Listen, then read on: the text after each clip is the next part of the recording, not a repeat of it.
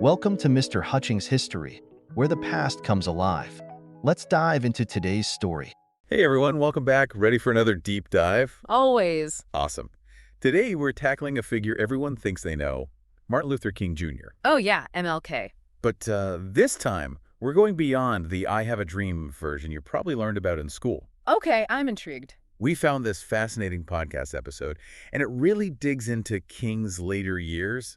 And let me tell you, things get pretty radical. Radical how? We're talking about a king who was labeled a threat by the U.S. government. Really? I knew he faced opposition, but a threat. Yeah, and get this, a king who was seriously questioning capitalism itself.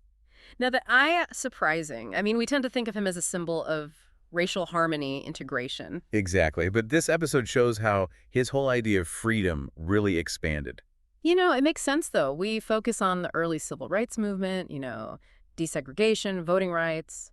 All massively important, of course. Of course, but that political equality, it's only part of the story. Right, like, okay, you can legally sit at the lunch counter, but what if you can't afford to buy a meal? That's exactly the shift this episode highlights. King goes from fighting for rights in the South to confronting poverty in northern cities, and his vision gets a whole lot more, shall we say. Radical. Exactly.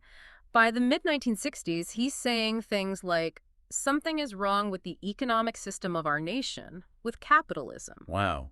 He's not just talking about making things a little fairer. He's going after the whole system. Exactly. It's not about tweaking things anymore. He's questioning the whole foundation. So did that make him unpopular? I mean, going after capitalism, that had to ruffle some feathers. Oh, it definitely made him more controversial. Think about it. This is a leader who achieved huge change through civil disobedience. Right, boycotts, marches, the whole thing. And now he's setting his sights on economic inequality. Whoa, that's a whole other level. A whole other level indeed. It really shook things up. And speaking of shaking things up, the podcast also talks about how King was clashing with other groups within the civil rights movement itself. Oh yeah, the rise of Black Power. Right. This whole other movement emerges, right, with groups like SNCC and the Black Panthers. Yeah, it's a really fascinating but often overlooked chapter in the story. So what was their deal? Why were they challenging King? Well, you have these younger activists, many from SNCC, which was basically the student wing of the movement. Okay, so already a generational difference there. Exactly. And they're starting to question King's whole approach. His nonviolence approach. Yeah, they felt like it was too slow, too accommodating to the white establishment. So what did they want? They were calling for Black Power, a more militant, self-reliant approach. Okay, so less focus on white allies, more on Black empowerment. Exactly. Emphasis on Black pride and even, in some cases, armed self-defense. Wow, big difference from King's philosophy. So how did that play out? There's this incredibly powerful anecdote from the Meredith March against fear in 1966. You literally have King marching with the slogan, "Freedom Now," and right next to him, Stokely Carmichael, a leader of SNCC, is chanting Black Power. Whoa, talk about a visual representation of the tension within the movement. I mean, was this infighting actually hurting the cause? That's a question historians still debate, Did it create more friction than it was worth? Or did it actually push King to become even more radical in his demands? It's a really complex issue. It sounds like it. So we've got King facing pushback from these more radical activists. He's becoming increasingly critical of capitalism. Yeah. What does he actually do? Where does all this lead him? Well, it leads him to launch one of his most ambitious and controversial efforts, the Poor People's Campaign. Oh, I've heard of that.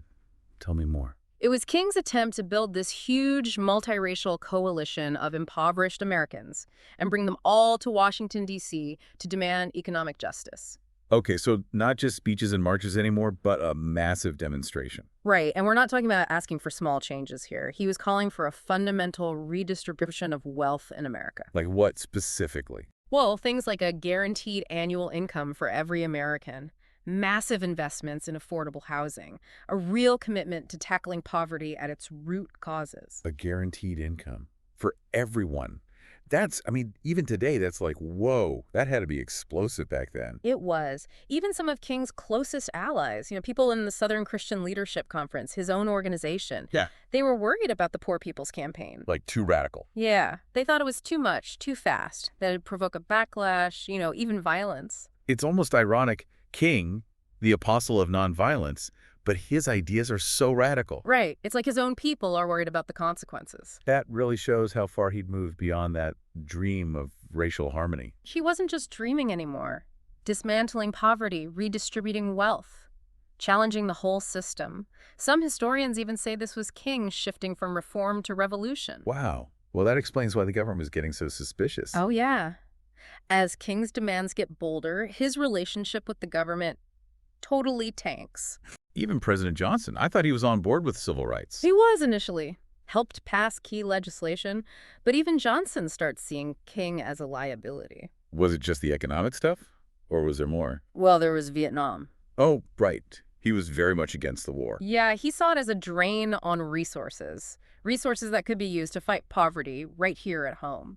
And he wasn't shy about saying so. That definitely wouldn't win him any favors in Washington. Not at all. And then, of course, you've got the FBI. J. Edgar Hoover and his obsession with King. Yeah, the podcast goes into that. Pretty chilling stuff. It is. It wasn't just monitoring. They were actively trying to undermine him. Like how? Wiretaps, informants, spreading rumors about his personal life. There's even this awful detail. The FBI sent an anonymous letter to Coretta Scott King. King's wife. Yeah, telling her about his alleged affairs. Oh, that is low. It shows how threatened they felt by him, not just as a civil rights leader, but someone challenging the whole power structure. And this was already happening under Kennedy, right? The surveillance. It started even earlier. King's challenge to the status quo, first on segregation, then on economics, it was unacceptable to those in power. They saw him as a danger to national stability, the whole thing. Exactly. So we've got King pushing radical change, clashing with the government, even facing criticism within the movement itself. It's a far cry from the simple image we often have. Yeah, it's way more complicated. So how should we remember him? That's the big question, isn't it? Dreamer, Yeah. revolutionary. It's more complex than that. And this debate about his legacy, it's not just theoretical. It plays out in the real world. Right. The podcast brings up this controversy from 1995 around King's National Historical Park in Atlanta. Oh, yeah. I vaguely remember something about that. There was a big fight over how he should be presented to the public. The National Park Service, they wanted to focus on racial harmony, nonviolence. Which, fair enough, that's a huge part of his story. Absolutely. But critics said that sanitized version ignored his critique of economic inequality, his willingness to challenge the system itself. So what does all this mean for us today? We're still dealing with so many of the same issues King was fighting against. That's the million-dollar question, isn't it? What can we learn from his evolution, from his willingness to push those boundaries? The podcast quotes this historian, Michael Eric Dyson.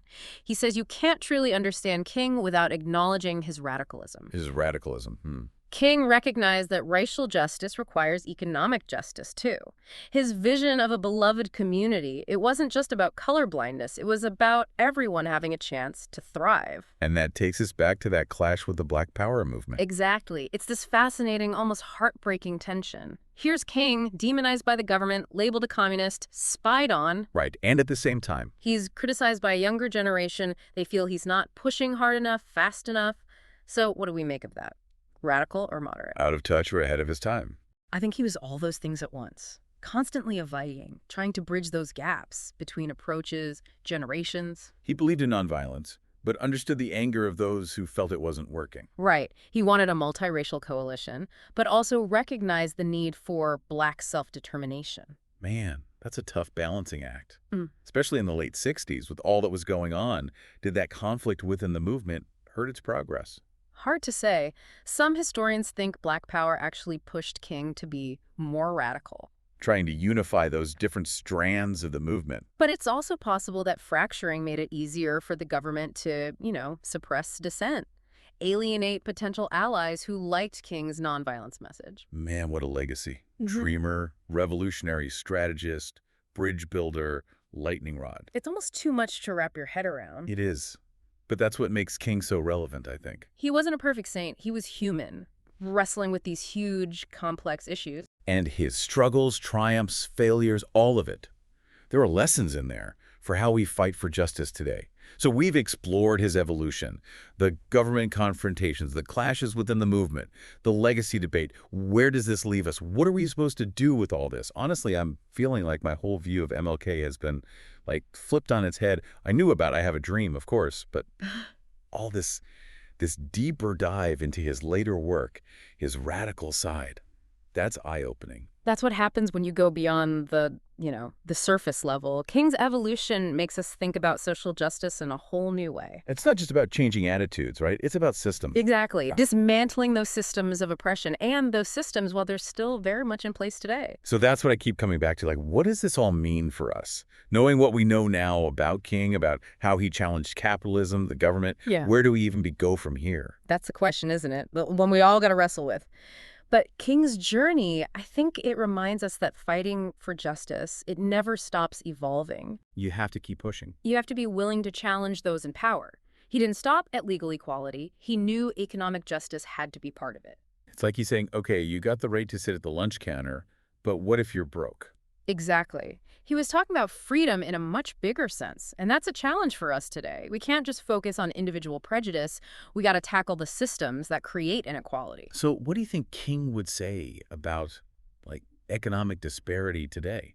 Would he be out there protesting income inequality, calling for universal basic income? I mean, we can't know for sure, but it feels important to ask. It does, and I think looking at his legacy, especially his later work, gives us tools to approach these issues now. Complacency isn't an option. The fight for justice, it's ongoing. And it needs us to be bold, creative, challenge the status quo like King did. Exactly. So maybe this deep dive has sparked something, Maybe you want to learn more about economic inequality, the history of the civil rights movement. Maybe even find out who's carrying on King's work today. There's so much to explore. So to everyone listening, I say, keep diving. You never know what you might discover.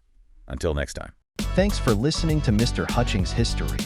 Keep exploring, and we'll see you next time.